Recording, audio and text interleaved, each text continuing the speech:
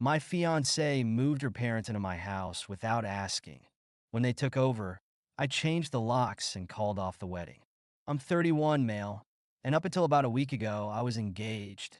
Thought I had it all figured out, honestly. I'd been with my fiancée, let's call her Kay, for 3 years, and we got engaged a little over a year ago.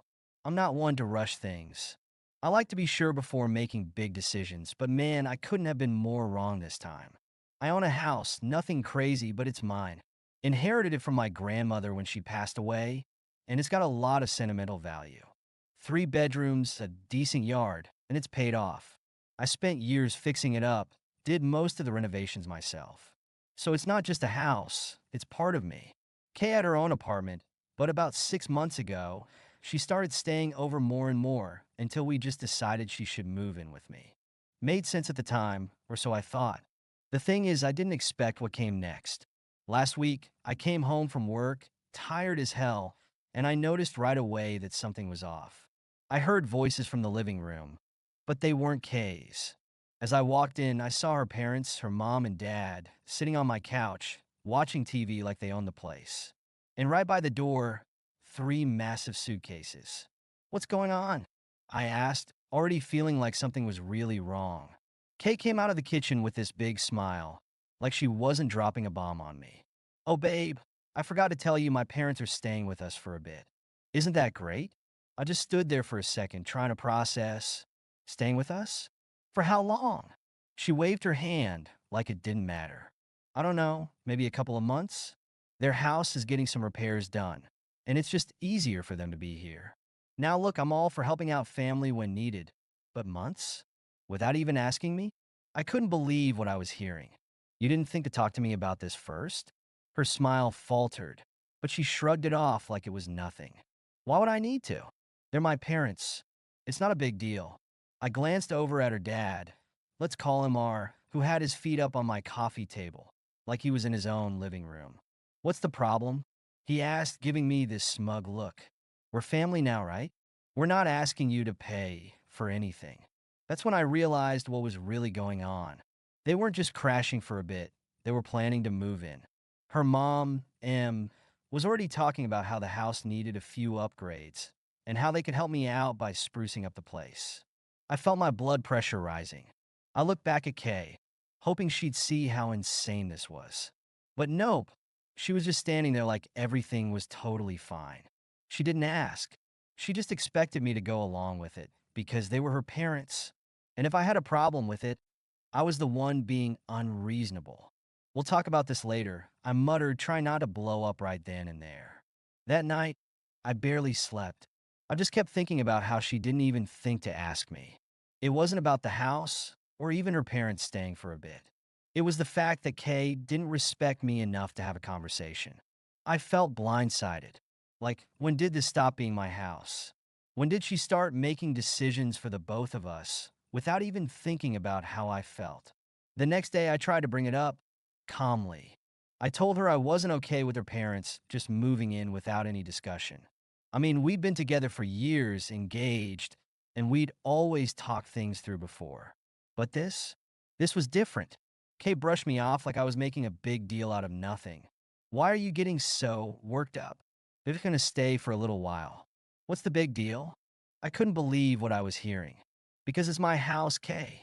You can't just move people in without talking to me first.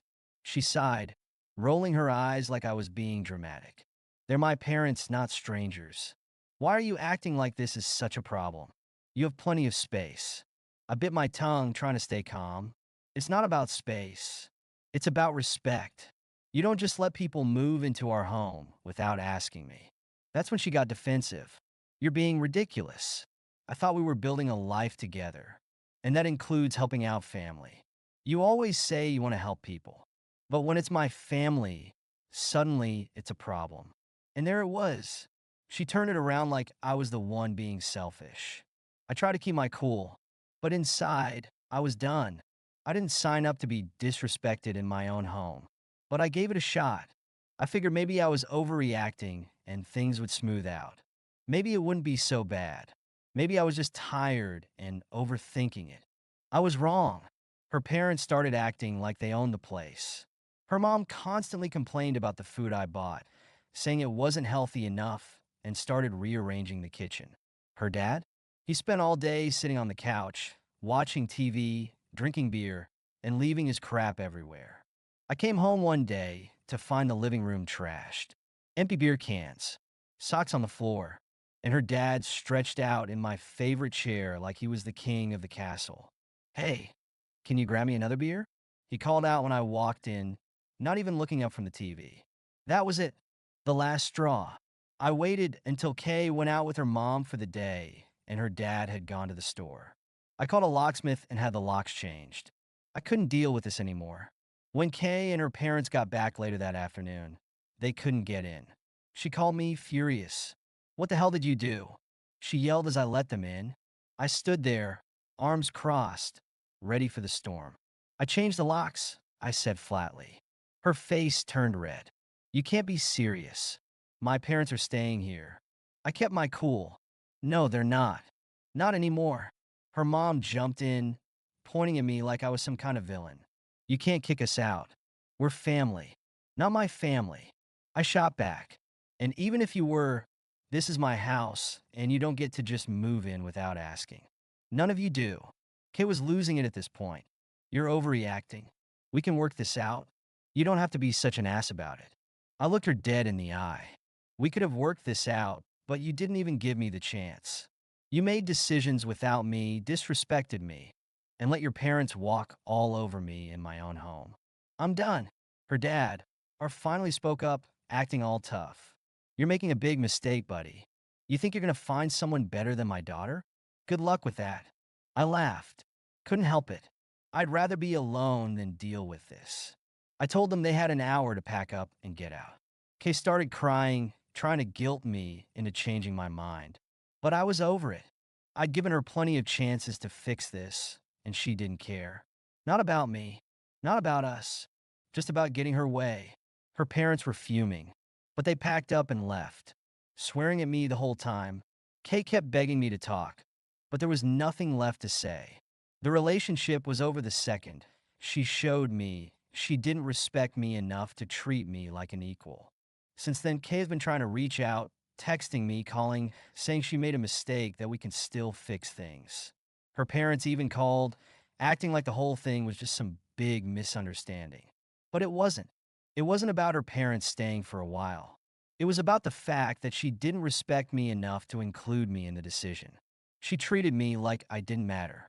And that's not something you can fix with a few apologies. Looking back, I realized this wasn't the first time Kay had shown signs of entitlement. There were little things here and there, but I ignored them. I was in love, and I figured they weren't a big deal. But they were. They were huge. And now, I'm just relieved I saw it before I made an even bigger mistake by marrying her. So yeah, I'm single again and I'm at peace with it. Better to be alone than to be with someone who doesn't respect you. Thank you so much for listening to my story. If you have any thoughts, I'd love to hear them. So please leave a comment. Don't forget to like and subscribe if you want more stories like this one.